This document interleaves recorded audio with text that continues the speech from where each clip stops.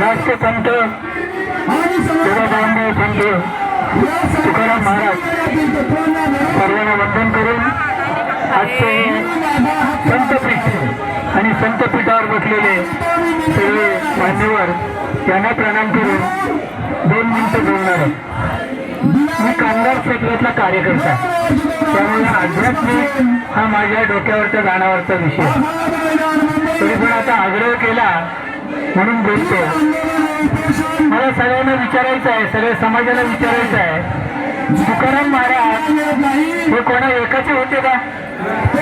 तर तुकाराम महाराज मधुसूदन महाराजांचे काही नातेवाईक पै पाहुणे होते का?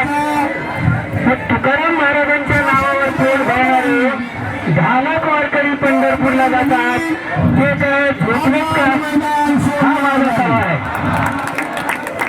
आणि याला सवाल याच्यासाठी करतोय तुमच्या माध्यमातून, जर या आंदोलनात तुम्ही भाग घेणार नसाल तर अखिल भारतीय मराठा महासंघ कुठच्याही गावात तुमचं कीर्तन देणार नाही, हे माझं आव्हान आहे।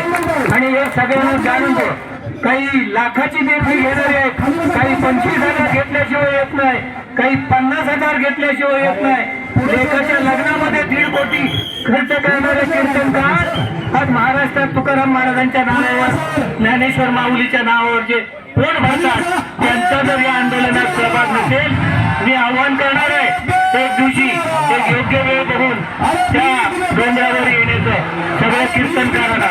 जो येईल तो आपला, जो नाही येईल त्याला कापला असं समजायचं आणि आपलं आंदोलन चालू ठेवायचं। मी जास्त बोलणार नाही, मी लढवय्या कार्यकर्ता आहे। मी पहिला पायाला हात लावीन, मान देईन, पण पायाने जर मला उडवलं तर मानेवर तलवार ठेवीन। तेवढी आपली ताकद आहे, आपल्याकडे तेवढी ताकद आहे। काय होईल अनंत तैसेची राहावे, पण जे होईल ते उघड्या डोळ्याने पाहावे असं नाही, त्याचा सामना करण्याची आपली ताकद आहे। आणि आता भाई जगताप भेट देणार आहेत, त्यांना मी विनंती केली की ते म्हणाले अगोदर नाही ते सांगायचं, म्हटलं आम्हाला माहिती नव्हतं 1 दिवस अगोदर, पण म्हटलं महाराजांना भेटा, हे आंदोलन हे आपलं राहिलेलं नाही, हे जन आंदोलन करण्यासाठी आपण सगळ्यांनी प्रयत्न करू। अखिल भारतीय मराठा महासंघ आपल्या सोबत आहे, सोबत नाही किंबहुना ते आमचंच आंदोलन आहे, कारण तुकाराम महाराज हे आमचेच होते। तिथे काही त्यांना वाणी म्हणून इतिहासात नोंदवलं, पण नंतर ते मराठा म्हणून सुरू झालं।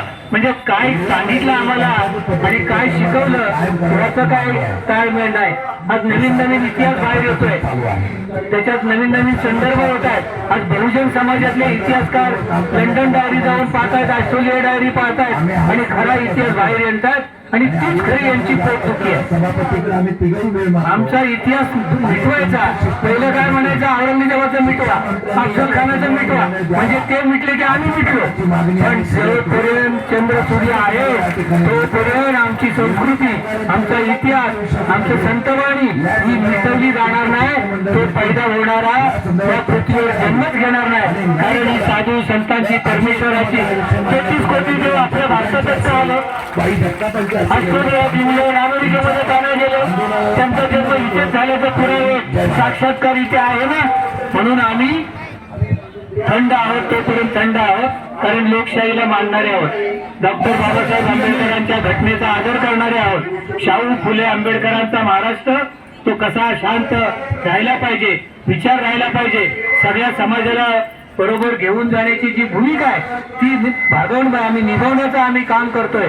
पण त्याला तडा देण्याचं जर काम कोण करत असतील तर हे मराठे हातात तलवार घेऊन येतील। आणि मीही सगळ्या साधू संतांना सांगतो, तो आपल्या भगव्या झेंड्याचा उभा झेंडा आहे, त्याचा कधीतरी आडवा झेंडा करून वारकरी नाही तर धारकऱ्याची भूमिका घेतली तरच आपली लढाई सिद्ध होईल आणि आपल्याला त्यासाठी करावी लागेल।